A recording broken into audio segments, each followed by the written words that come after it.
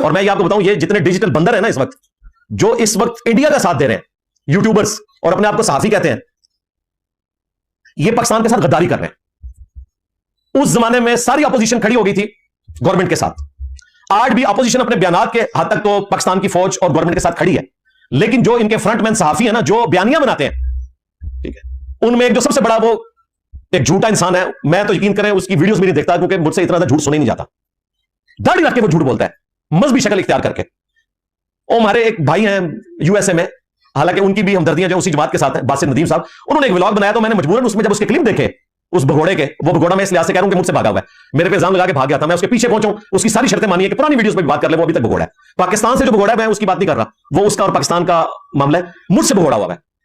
वो तो इंडिया की जुबान बोल रहा है, वो तो हर मामले में इंडिया को सपोर्ट कर रहा है। इवन जो खान साहब के दौर में डिसीजन हुए थे उनको भी वो क्रिटिसाइज कर रहा है, और वो भी आर्मी के खाते में डाल रहा है, जिस पे उस जमाने में उसने फखर किया हुआ था। तो इस किस्म के जो डिजिटल बंदर है ना जी, ये इस काबिल भी नहीं कि मैं इनका नाम भी लूं या इनकी उस जमात का नाम लूं जिसके फ्रंटमैन बने हुए हैं, हालांकि जमात इनसे जान छुड़ा रही है।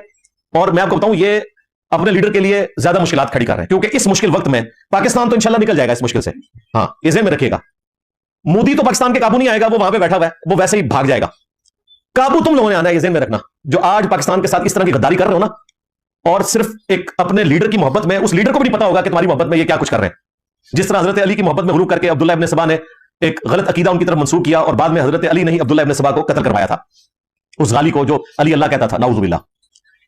तो ये जो यूट्यूबर्स हैं, ये अपने डॉलर्स पक्के करने के लिए इस किस्म की हरकतें कर रहे हैं। और मैंने एक चीज प्रेडिक्ट की थी, और वो मेरी करामत अल्लाह की तरफ से जाहिर होगी। मैंने कहा था कि कभी नहीं चाहेंगे कि ये लीडर जेल से बाहर निकले, और वो बात सही हुई है। कल मैं उसका व्लॉग का वो हिस्सा देख रहा था, उसमें उसने पता क्या बोला कि आपने पकड़ तो लिया है इसको, आप बताएं छोड़ेंगे कैसे।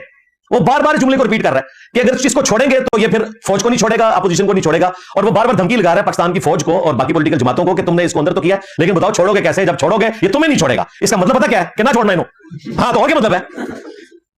और इसने 3 दफा जुमला रिपीट किया उसमें, पकड़ तो लिया है, अब छोड़ोगे कैसे। छोड़ नहीं सकते आप, क्योंकि तुम्हें पता है कि इसको छोड़ा तो ये तुम्हें नहीं छोड़ेगा। यानी वो कह रहे हैं कि इसको छोड़ा तो मेरे डॉलर गए। हाँ, तो ना छोड़ियो इन्हों।